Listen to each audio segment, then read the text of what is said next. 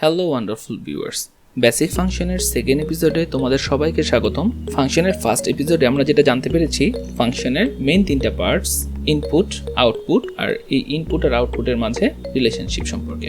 যখন একটা ফাংশনের ইনপুট ভ্যালুজ আর আউটপুট ভ্যালুজগুলোর মাঝে একটা বেসিক রিলেশন থাকে, তখন আমরা তাকে একটা ফাংশন বলি। এই ইনপুট আর আউটপুট ভ্যালুজগুলো স্পেসিফিক করার জন্য আমাদের যেটা প্রয়োজন হয় তা হলো সেটের। তাহলে চলো আমরা আজকে একটু সেট সম্পর্কে জেনে নিই। Set is a collection of things. হ্যাঁ, এটা সেটের ডেফিনেশন। সেট হলো কতগুলো জিনিসের সমষ্টি। বাট আমি যদি একটু এলাবোরেটলি বলতে চাই, সেট কতগুলো জিনিসের সমষ্টি এবং সেই জিনিসগুলোর মধ্যে একটা কমন বৈশিষ্ট্য থাকতে হয়, তখন আমরা তাদেরকে একটা সেট বলি। যেমন সেট অফ অড নাম্বারস। আমরা এই অড নাম্বারসের সেট যেগুলো দেখতে পাচ্ছি, এখানে দেওয়া আছে -3, -1, 1, 3, 5, এই সবগুলোই কিন্তু অড নাম্বারস।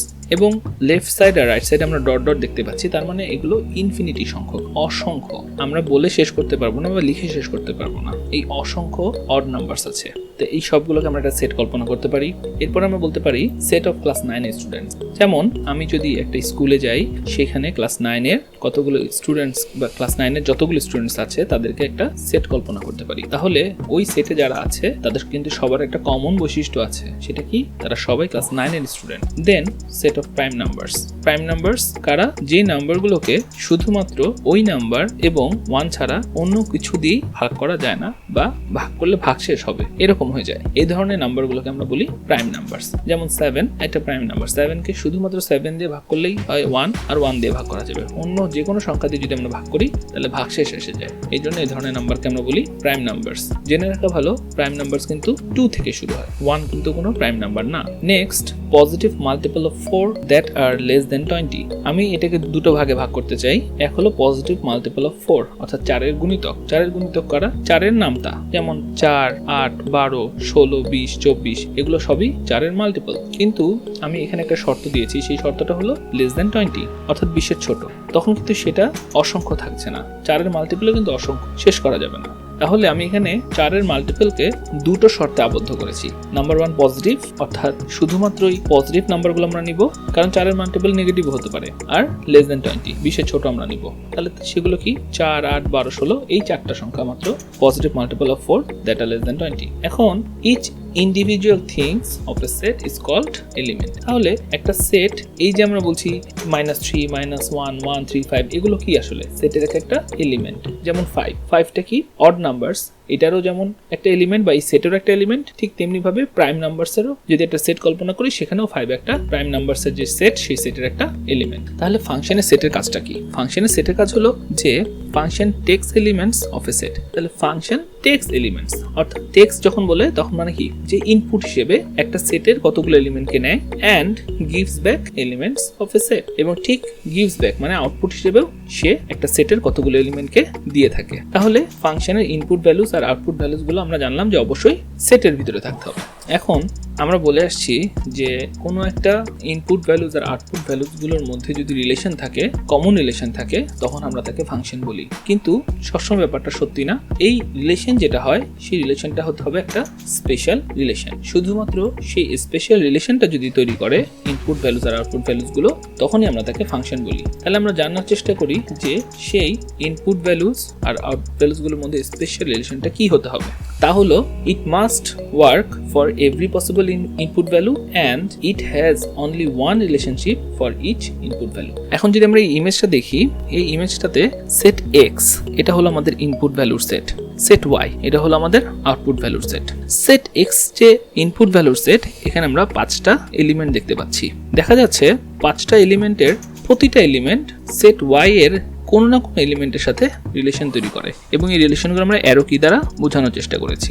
তাহলে ফাংশনের যে প্রথম ক্রাইটেরিয়াটার কথা বলা আছে যে ইট must work for every possible input value, অর্থাৎ যতগুলো ইনপুট ভ্যালু থাকবে প্রত্যেকটা ইনপুট ভ্যালুর সাথে আউটপুট ভ্যালুর একটা রিলেশন থাকতে হবে। তাহলে সেটা হয়েছে then and it has only one relationship for each input value, অর্থাৎ একটা ইনপুট ভ্যালু থেকে শুধুমাত্র একটা অ্যারো কি বের হবে, অর্থাৎ একটা রিলেশন তৈরি হবে। একটা ইনপুট ভ্যালু থেকে কখনোই দুটো অ্যারো কি বের হবে না। এরকম যদি হয়, এরকম যদি দুটো সেটের মধ্যে বা দুটো সেটের বিভিন্ন এলিমেন্টের মধ্যে সম্পর্ক তৈরি হয়, তখন আমরা সেটাকে বলি একটা function. So function relates each element of a set with exactly one element of another set.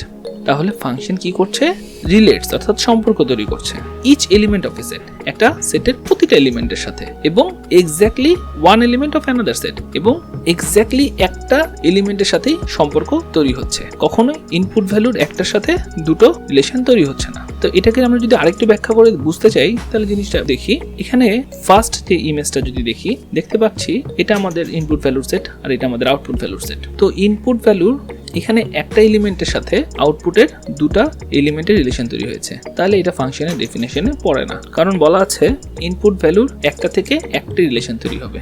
So this are not allowed in function. এবং আরো দেখা যাচ্ছে একটা ইনপুট ভ্যালু আছে যার সাথে কোনো রকম রিলেশন তৈরি হয়নি। সো এরকম যদি হয়, দুটোর যে কোনো একটা হলেই, যদি একটা থেকে দুইটা রিলেশন হয়, অর্থাৎ একটা ইনপুট থেকে দুইটা আউটপুট আসছে, তাহলেও ফাংশন হবে না। আবার এমন একটা ইনপুট আছে যেটা থেকে কোনো আউটপুট আসছে না, সেটাতেও ফাংশন হবে না। নেক্সট ইমেজটাই দেখি, দেখা যাচ্ছে এখানে একটা ইনপুট থেকে একটা আউটপুট আসছে, আবার আরেকটা ইনপুট থেকে সেম আউটপুট আসছে।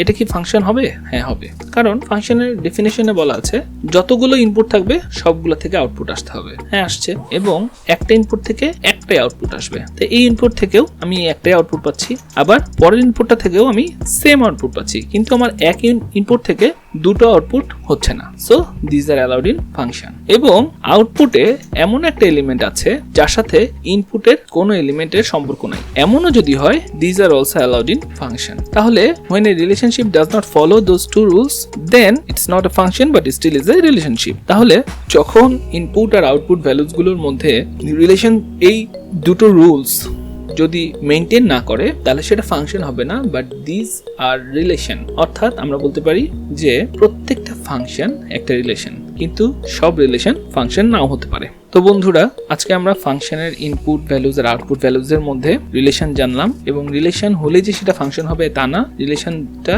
দুটো রুল মেনটেন করতে হবে। সেই দুটো রুল যদি মেনটেন করতে পারে তখনই তারা ফাংশন হবে। তো বন্ধুরা, নেক্সট এপিসোডে আমরা নাম্বার সিস্টেম সম্পর্কে আমাদের ধারণাটা ক্লিয়ার করব। সেট এবং নাম্বার সিস্টেম এই দুটো জিনিস জানা থাকলে পরবর্তীতে ফাংশনের ডোমেন, কোডোমেন আর রেঞ্জ এগুলো শিখতে আমাদের সুবিধা হবে। যদি তোমাদের ভিডিওটি ভালো লেগে থাকে তাহলে অবশ্যই লাইক দিবে আর আমাদের এই চ্যানেলটি সাবস্ক্রাইব করবে। Thank you.